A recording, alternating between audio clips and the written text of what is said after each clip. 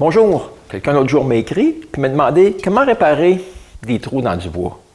Ouais, j'utilise plusieurs techniques. Je vais vous montrer comment que je fais ça.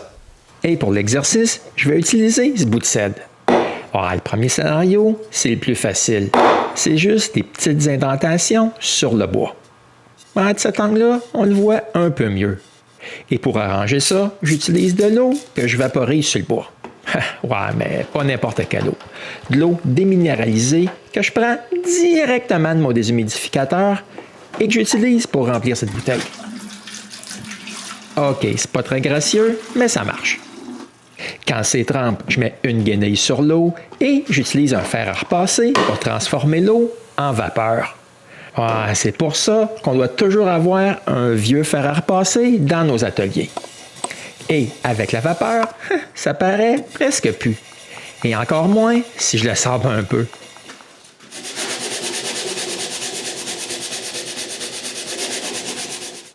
Mais il faut avouer que c'est le cas le plus facile. Mais ça marche la plupart du temps. Pour le deuxième scénario, je perce un trou que je vais boucher avec du bois. Pour ça, j'utilise un coupe-bouchon. Mais si vous utilisez cet outil, soyez pas aussi agressif que moi. J'ai juste détruit mon premier bouchon. Faut que je m'en coupe un autre. Mais comme c'est du cèdre, c'est pas bien solide. Je brise l'autre aussi. Mais la troisième fois, c'est la bonne. J'ai juste à détacher le bouchon et le mettre en place, en faisant super attention aux grains du bois. Après avoir sablé ça un peu, ça fait un job pas si pire. Mais on n'a pas toujours un trou rond à boucher. C'est pourquoi, sur les feuilles de contreplaqué, on voit souvent des bouchons de forme pas mal étrange. Mais c'est le temps pour une autre solution. Cette fois-ci, j'utilise du bouche-port. Ce type de produit se trouve généralement en plusieurs couleurs. Moi, j'aime bien une couleur pâle parce que c'est plus facile à y ajouter moi-même de la couleur. Et c'est la raison pour laquelle je garde toujours de petits récipients de poussière de bois d'essences différentes dans mon atelier. Je peux donc mélanger du bouche-port avec un peu de poussière de bois. Et ce qui est pas si pire, c'est qu'avec un produit comme ça, je peux ajouter de l'eau pour le rendre plus liquide. Après avoir bien mélangé tout ça, je peux boucher un autre trou. Mais par contre, avec ce produit-là, j'aime bien le mélanger avec de la poudre. Et pour ça, je sors le sac de docteur qui vient de mon père. Dans ce sac-là, j'y retrouve plein de choses pour réparer du bois. Et aussi, plein de petites bouteilles avec de la poudre pour teindre le bois. J'utilise cette poudre que j'ajoute au bouche-port. OK, fallait vraiment pas faire ça. J'en ai bien trop mis. Ici, c'est super évident que la couleur est vraiment pas la bonne. Il existe aussi d'autres solutions, dont mélanger la poussière avec de la colle. Mais chaque sorte de colle a une couleur différente. Pour ma part, j'ai 3 couleurs de colle de bois différentes. Mais faites-vous-en pas, parce qu'en bout de compte, ça change pas grand-chose à la couleur finale. Vous allez voir. Je mélange la même quantité de colle et de poussière pour mes 3 couleurs et je bouche les trous avec ces 3 pâtes-là. On peut aussi boucher des trous avec de l'époxy. Quand je fais ça, j'utilise toujours de l'époxy qui prend presque 1 heure à durcir. L'exercice sert qu'à démontrer que la quantité de poussière n'a pas beaucoup d'effet. Ici aussi, je vide mon mélange dans 3 petits contenants. Dans le premier, je mets 1 demi-cuillerée de poussière. L'autre, 3/4 et le dernier, 1 pleine cuillerée. Vous pouvez ajouter plein de choses à de l'époxy. Mais faites attention.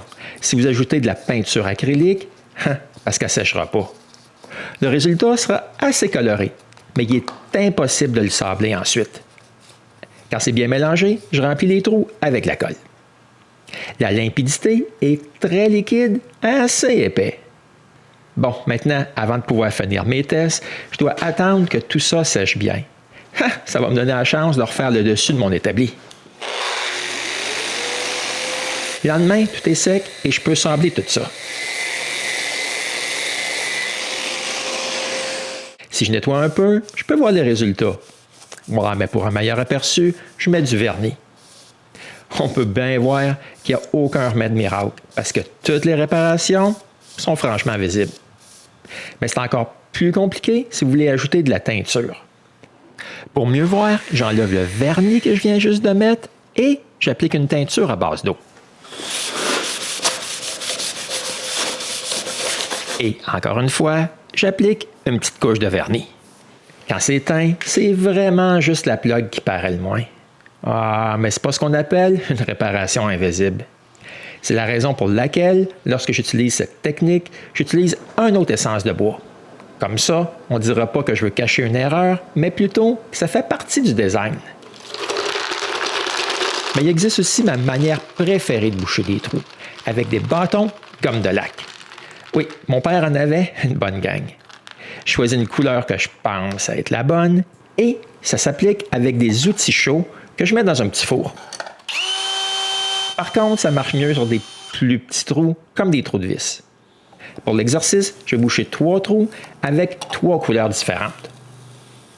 Bon, je dois avouer que le vieil applicateur de mon père marche mieux que le nouveau que je me suis acheté. Et pour terminer l'exercice, je sable et je revernis le tout. Et voici le résultat. OK, pas tout à fait les bonnes couleurs. C'est la raison pour laquelle mon père avait toute une collection. Ouais, mais c'est quand même possible d'avoir la bonne couleur. Et voici l'exemple. Dans ma chambre, avec du bouche-port et du colorant en poudre, les trous de clous paraissent presque pas. Mais une chose qui est sûre, il faut vraiment faire des tests avant d'essayer de boucher le trou sur votre belle table de cuisine. Ouais, sinon, ça pourrait être la catastrophe. J'espère que vous avez aimé ce type d'épisode. J'aimerais bien le savoir. Ça paraît peut-être pas comme ça, mais j'ai travaillé plus que 10 heures pour produire. Et si personne n'aime ça, je ne perdrai pas plus de temps sur ce genre d'épisode. Par contre, ce serait super si vous pouviez me supporter sur Patreon ou Tipeee. Wow, ça m'encouragerait à produire d'autres vidéos de la même qualité que je produis présentement. Et à la prochaine pour un autre épisode du Gosseux de bois.